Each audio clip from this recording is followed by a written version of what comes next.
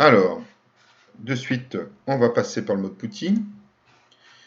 Serial, none. Le port comme utilisé pour mon mode console est le 3. Session, j'ouvre. OK. Et là, je suis sur mon routeur. Donc, j'ai mis le hostname R1. Je vais de suite passer en mode privilégié. Alors, mode privilégié, j'ai un mot de passe. Ensuite, donc, je passe en configuration globale. Je mets de suite un nom de domaine à mon routeur que je vais appeler techno-passion.fr. Ça étant fait, je vais donc générer des clés de cryptage. Donc, crypto qui generate protocole RSA generate key modulo et je passe sur une clé de 1024.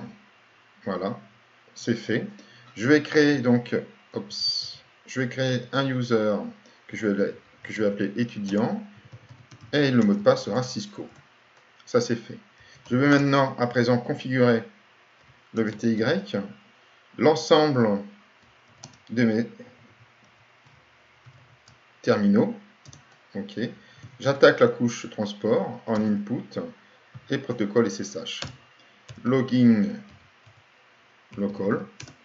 Voilà. Je viens de terminer donc la configuration en mode terminal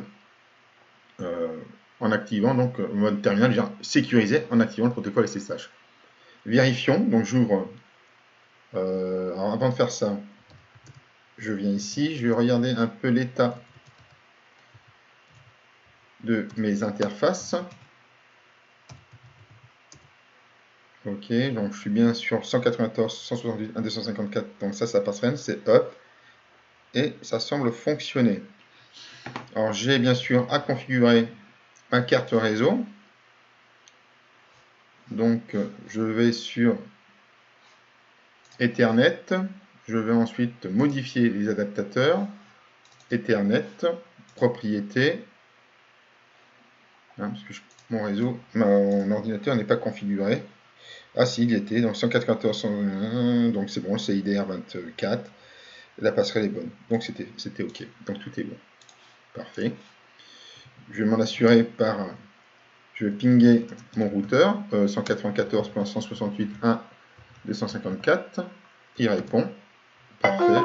Je peux maintenant faire un PuTTY en SSH 194.168.1.254. Donc on va lancer Wireshark pour capturer les trames entre mon PC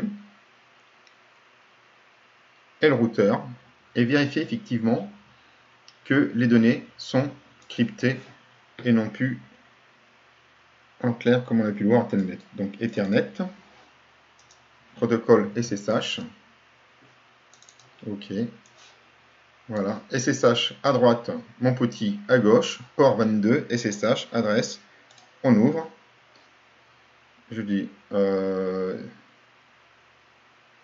oui, je fais confiance, login as étudiant, Cisco, et je suis routé, j'arrête la capture, et nous nous apercevons que les paquets sont bien cryptés.